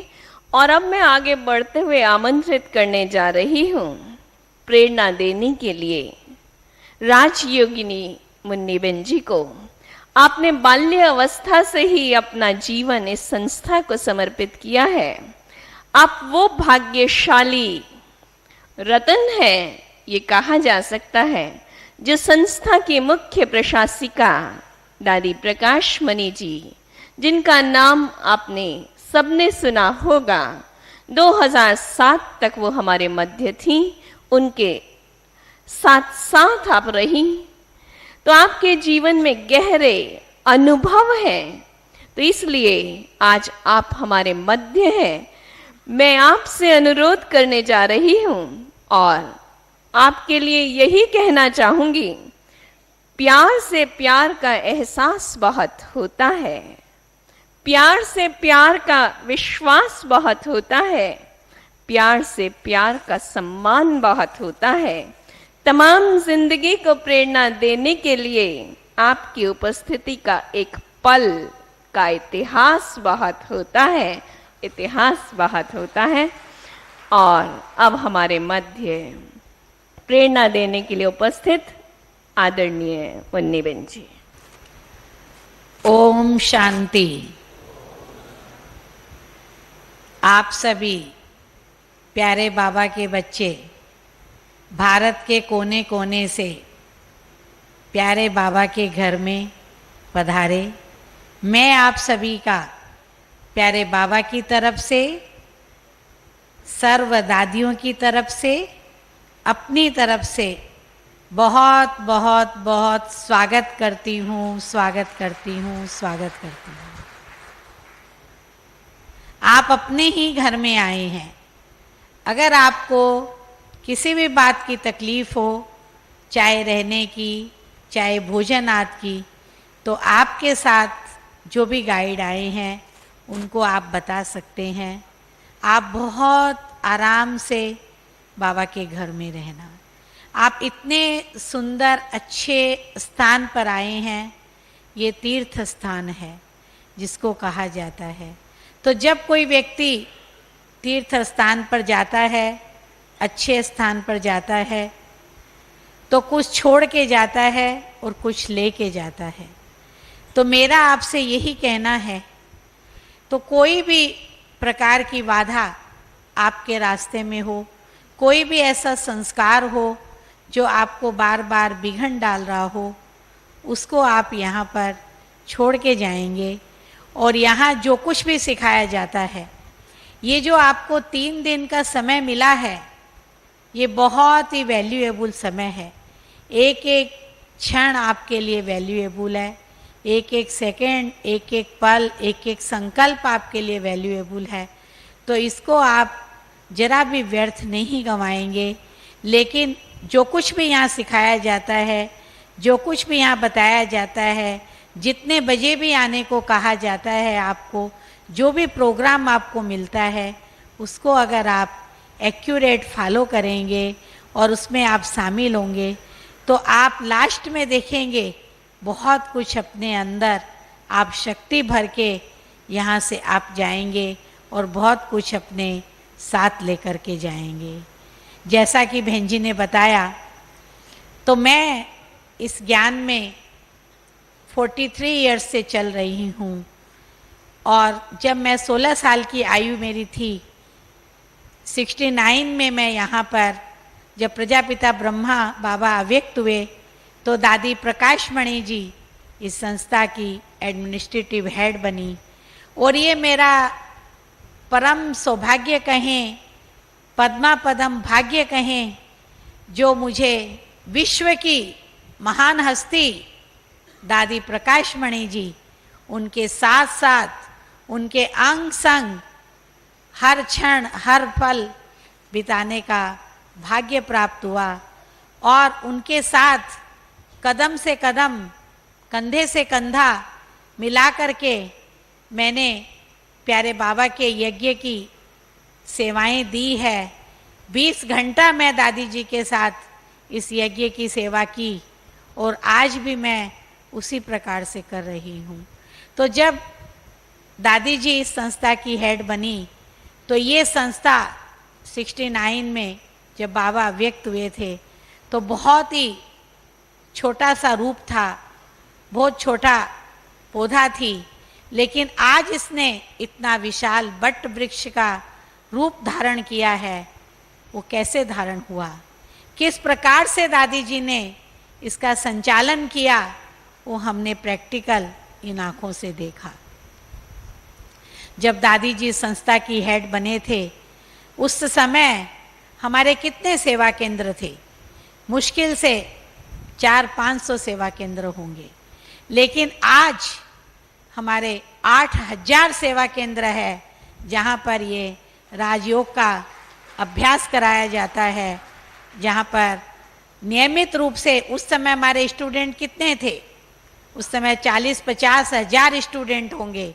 लेकिन आज कितने स्टूडेंट हैं जो नियमित रूप से राजयोग का अभ्यास कर रहे हैं, अपने जीवन को बदले हैं, प्रैक्टिकल लाइफ बनाए हैं?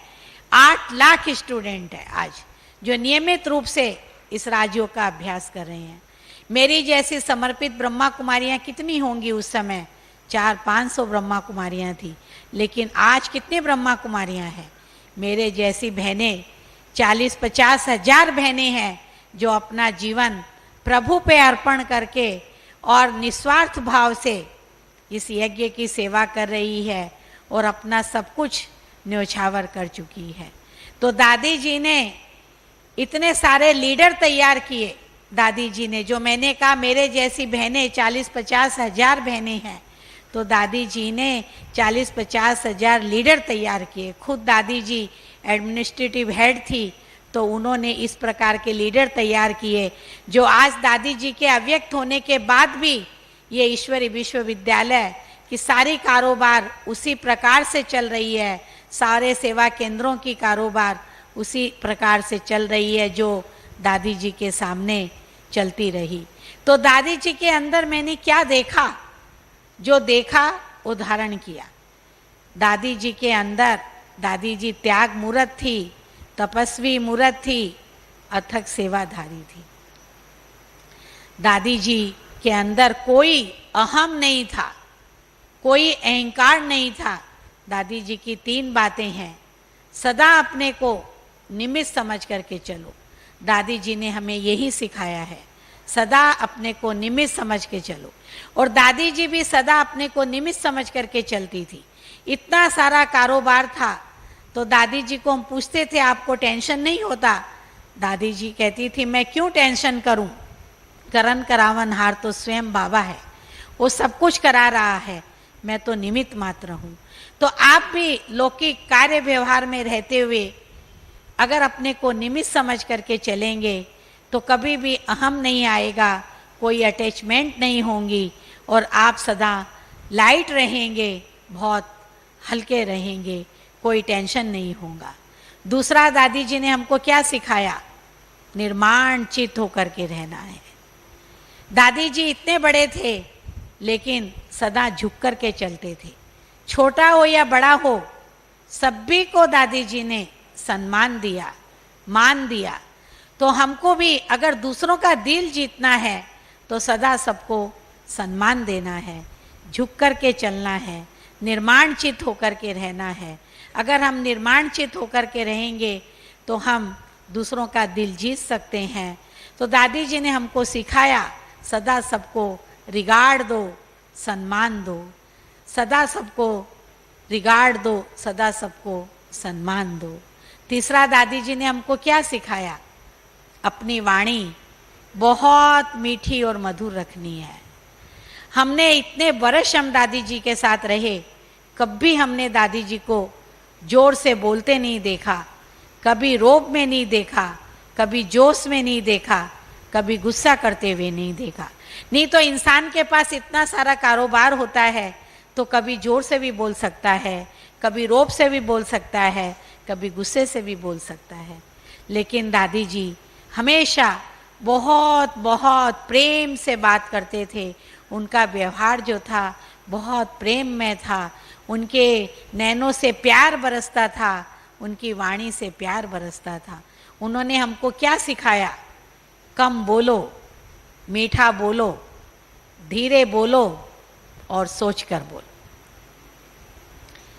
इस प्रकार की बातें दादी जी के जीवन में प्रैक्टिकल थी और वो बातें दादी जी ने हमें प्रैक्टिकल सिखाई। दादी जी सदा सबको साथ लेकर के चलते थे। ऐसे नहीं मैं तो बड़ी हूँ, जो मर्जी आया कर लिया, लेकिन नहीं, दादी जी हरेक को साथ लेकर के चलते थे और हरेक से हरेक बात पूछते थे और सबकी राय से हर कारोबार करते थे। कभी भी दादी जी किसी की कमियों को नहीं देखते थे। हमेशा दादी जी ने सबके गुणों को देखा और गुणों को देख कर के दादी जी ने सबको आगे बढ़ाया।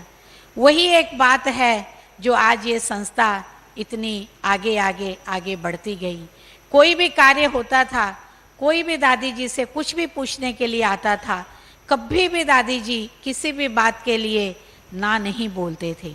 अगर कोई कहता था दादी मैं प्रदर्शनी करूं, हाँ करो, मेला करूं, हाँ करो, ये म्यूजियम खोलूं, हाँ खोलो, मकान बनाऊं, हाँ बनाओ, कुछ चाहिए तो दादी को याद करना, इतने बड़े दिल वाले दादी जी थे। और इसी से दादी जी ने सबका दिल जीता और दादी जी ने सारी संस्था को इतना आगे बढ़ाया और इस प्रकार से सारी कारोबार चलाई।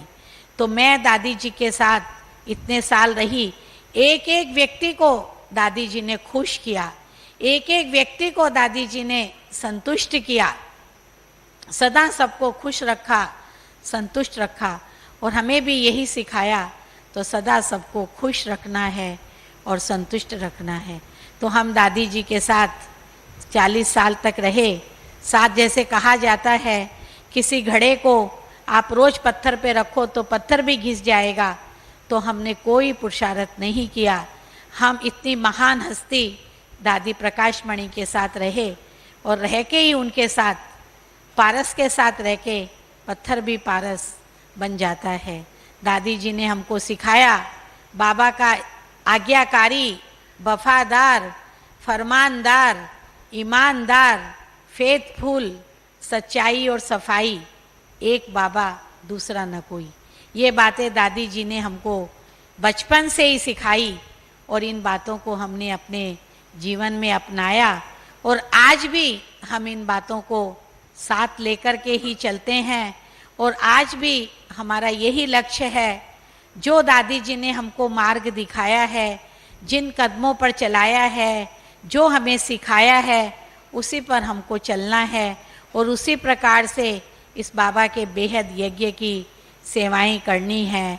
यहाँ ही दादी जी का अंतिम संस्कार हुआ था, जो आप देखेंगे यहाँ प्रकाश स्तंभ है दादी मीटिंग रूम के सामने। मैं रोज़ वहाँ जाती हूँ और मेडिटेशन में बैठती हूँ और बहुत कुछ प्रेरणाएं मुझे वहाँ से नियमित रूप से प्राप्त होती है। तो मुझे ऐसे ही लगता है, आज भी मैं यही अनुभव करती हूँ, तो दादी जी हमारे साथ हैं। और जैसे हमें दादी जी पहले सब बातें समझाती थी, सब बातें पूछती थी, उसी प्रकार से आज भी अव्यक्त स्वरूपा दादी जी हमें हर बात पूछती है, हर बात समझाती है, हर बात का डायरेक्शन देती है और दादी जी हमारे साथ है। मैं तो यही कहूँगी, तो दादी जी ने, दादी जी के साथ में रही, एडमिनिस्ट्रेटिव हेड थे दादी जी, उन्होंने पूरा एडमिनिस्ट्रेशन मुझे सिखाया, किस प्रकार से सबका ध्यान रखना है, किस प्रकार से सब कुछ संभालना है।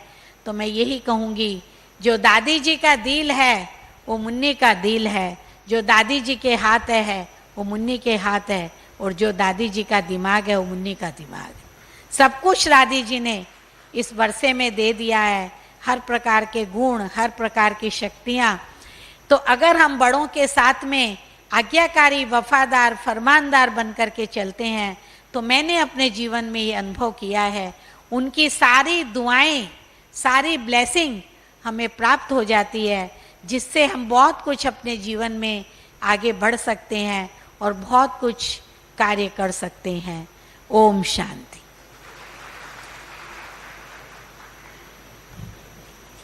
बहुत बहुत धन्यवाद मुन्नी बहन जी, आपने तो दादी जी का जीवन खोल के रख दिया। चुनने वाला चुनता रहे, कैसे अपना जीवन बनाना है। तो मैं आगे बढ़ते हुए अनुरोध करूं, उससे पूर्व आप सबसे अनुरोध है कि सत्र के बाद प्रसाद और सौगात वितरण का कार्यक्रम रहेगा। इसलिए जो भी जहां भी हो मेरी आवाजें सुन पा रहे हो, उठे हो तो वापस हॉल में लौट आएं। सब अपने अपने स्थान पर बैठे रहेंगे, कोई भी स्थान से नहीं उठेगा। और अब मैं अनुरोध करने जा रही हूं भ्राता करमचंद जी से, जो कि मीडिया विंग के जोनल कोऑर्डिनेटर पंजाब जोन से हैं। चंडीगढ़ से आप हमारे मध्य पधारे हैं। आप भी लंबे अरसे से इस सेवाओं का कार्यभार संभाले हुए हैं। आपसे अनुरोध है कि ये जो कार्यक्रम हम मीडिया विंग कॉन्फ्रेंस करने जा रहे हैं, जो आगे के 3 दिन के सत्र रहेंगे, उनके बारे में आप हमें दिशा निर्देश दें। क्या उद्देश्य से ये कार्य सम्मेलन किया जा रहा है?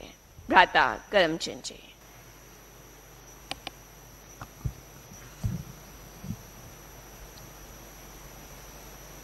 ओम शांति। परम प्रिय परम पिता परमात्मा शिव की प्रिय संतान, मंचासीन आदरणीय वक्तागण और सभा में उपस्थित मेरे साथी मीडिया कर्मी भाइयों और बहनों, आज के इस स्वागत सत्र के अंदर सभी भाई और बहनों ने आप सभी को बहुत सुंदर सुंदर जानकारियां दी। मैं कुछ एक मिनट में आप सभी से शेयर करूंगा कि ये मीडिया प्रभाग जो कि प्रजापिता ब्रह्मा कुमारी ईश्वरीय विश्वविद्यालय की Rajyoga education and research foundation का एक प्रभाग है। 18 विंग इसके हैं और उसमें से एक मीडिया विंग है। मीडिया विंग का मुख्य उद्देश्य वो मुख्य रूप से 3 बिंदुओं के ऊपर रखा गया है कि एक तो इसका उद्देश्य है कि जो चारों प्रकार के हमारा मीडिया है, चाहे प्रिंट है, इलेक्ट्रॉनिक है, साइबर है अथवा आईटी का है और प्रमोशनल मीडिया है, उन सभी के अंदर सकारात्मकता और मूल्य आधारित पत्रकारिता को अपनाने का विशेष यहाँ पर प्रेरणा देने का कार्य ये मीडिया विंग करता है। इसके साथ ही मीडिया कर्मियों को आध्यात्मिकता के द्वारा सद्भावना के विकास, राष्ट्रीय एकता एवं अखंडता की स्थापना, सर्वधर्म सद्भाव को बढ़ाना और असहाय और पीड़ितों के हितों की रक्षा करने का उत्तरदायित्व निभाने हेतु प्रोत्साहित करना। इसके साथ मीडिया विंग का एक और भी लक्ष्य है कि मीडिया में व्याप्त जो भी मिथ्या, पक्षपाती, निजता में घुसपैठ करने वाली खबरों की स्थिति को समाप्त करके पीत पत्रकारिता, भोगवाद, हिंसा, अश्लीलता, अपसंस्कृति का अनुचित प्रचार करने जैसी कुप्रवृत्तियों को निरुत्साहित करना है। आप सबको ज्ञात रहे कि इस मीडिया प्रभाग के साथ मूल्यों की पुनर्स्थापना करने के लिए मीडिया के अंदर हमारे 2 और विशेष संस्थाएं इसके साथ जुड़ी हुई हैं। पहला है society of media initiative for values, जिसका हेड ऑफिस इंदौर के अंदर है, और साथ साथ दूसरा है global forum for public relations, जिसका हेड ऑफिस हैदराबाद के अंदर है। इन दोनों संस्थाओं के साथ मिलकर के हम मीडिया के जो भी उद्देश्य हैं उनकी पूर्ति का प्रयास करते हैं। यहाँ पर जो हेडक्वार्टर के अंदर विशेष रूप से 2 महासम्मेलनों का आयोजन प्रतिवर्ष मीडिया के लिए होता है। जैसे एक तो अभी सितंबर के अंदर होता है और एक हमारा जो मई अथवा जून के अंदर विशेष रूप से होता है। इसके अलावा देश विदेश में अलग अलग जगह पर मीडिया कॉन्फ्रेंसेस, सेमिनार्स, डायलॉग्स और मीडिया कैंपेन्स आदि का आयोजन करना भी इस मीडिया प्रभाग का विशेष लक्ष्य है। यहाँ पर जो आप 4 दिवसीय कॉन्फ्रेंस में भाग लेने के यहाँ पर पधारे हैं, इसमें विशेष तौर पर प्रोफेशनल्स विषयों के ऊपर विशेष चर्चा होगी और साथ साथ इसमें 5 मेडिटेशन सेशंस रखे गए हैं, जिनमें आंतरिक सशक्तिकरण के लिए यहाँ पर विशेष सेशंस रहेंगे, जिनका समय प्रातः 7 से 8:30 बजे तक रहेगा। और साथ साथ इसमें 5 ग्रुप डायलॉग्स रखे गए हैं, जिनके संबंध में आप सभी अपने अपने जो भी आपका एरियाज हैं उसके अनुसार से उसको अटेंड करेंगे। जैसे हमारे प्रिंट मीडिया के 2 डायलॉग एट ए टाइम चलेंगे, उसके साथ ही इलेक्ट्रॉनिक मीडिया का जिसमें टीवी का है और चैनल्स का है, और एक साइबर मीडिया जिसमें आईटी, टेलीकॉम और इंटरनेट होगा, और एक पब्लिक रिलेशंस का भी एक डायलॉग का विशेष कार्यक्रम रहेगा। कॉन्फ्रेंस के हमारे 5 ओपन सेशंस रहेंगे और 2 इनसाइट सेशंस का भी इसमें प्रोविज़न रखा गया है। सभी डेलीगेट्स से और स्पीकर से निवेदन है कि वो आंतरिक सशक्तिकरण के लिए जो मॉर्निंग का विशेष मेडिटेशन सेशंस है उसमें भाग लेना ना भूलें।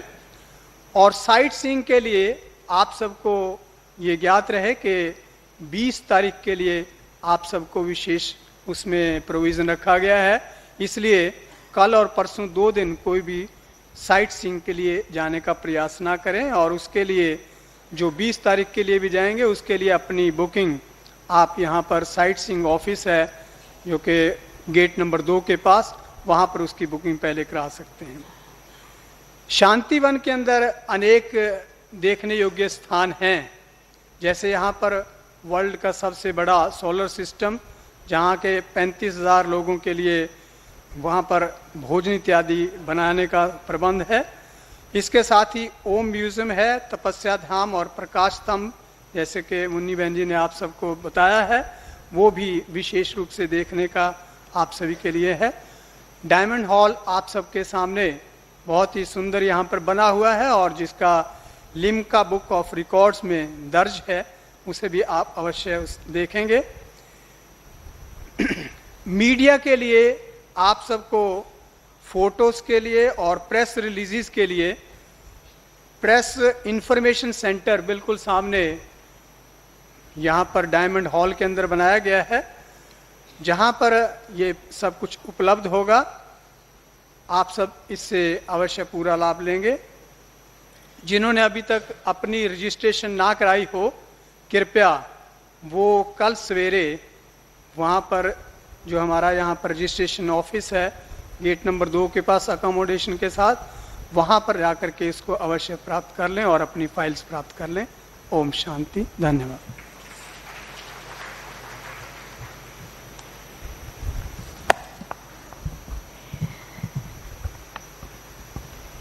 बहुत बहुत धन्यवाद भ्राता करमचंद जी, आपने बहुत सारी जानकारियां हमें दी और उसके साथ साथ मैं कुछ जानकारियों को ऐड करना चाहूँगी। सर्वप्रथम तो एक बात आप सबसे कहना चाहती हूँ, पीने के पानी की व्यवस्था हर भवन में की गई है, डाइनिंग हॉल में भी है। ध्यान रखेंगे जहाँ मिनरल वाटर लिखा है वही पिए। सिर्फ कोई भी नल खोल करके पानी पी लेना, कृपया इस पर ध्यान दें, ना पिए। हमारे हेल्थ के लिए अच्छा रहेगा अगर हम मिनरल वाटर का ग्रहण करते हैं, तो ये बात ध्यान रहेगा। और साथ साथ ये जानकारी आपको भाई साहब ने दे भी दी है कि चाय और भोजन की व्यवस्था आपके बड़े डाइनिंग हॉल में है, वहीं आप जाएंगे और प्रभु प्रसाद को स्वीकार करेंगे प्रभु प्रेम से। एक और बात, हम हमेशा अपने समय का ध्यान रखेंगे, पंक्चुअलिटी मेंटेन रहे तो बहुत अच्छा, ताकि कार्यक्रम की शुरुआत समय से हो और समय से ही समाप्त हो। आपको जानकारी के लिए बता दूं, ताकि कार्यक्रम व्यवस्थित चले, तो हर सेशन में ये बेल का उपयोग भी रहेगा, ताकि स्पीकर भी अपनी वाणी को विराम समय से दे सके। इस प्रकार इसका उपयोग भी रहेगा और हम भी सब समय से आएंगे, समय से कार्य को शुरू करने में सहयोग देंगे।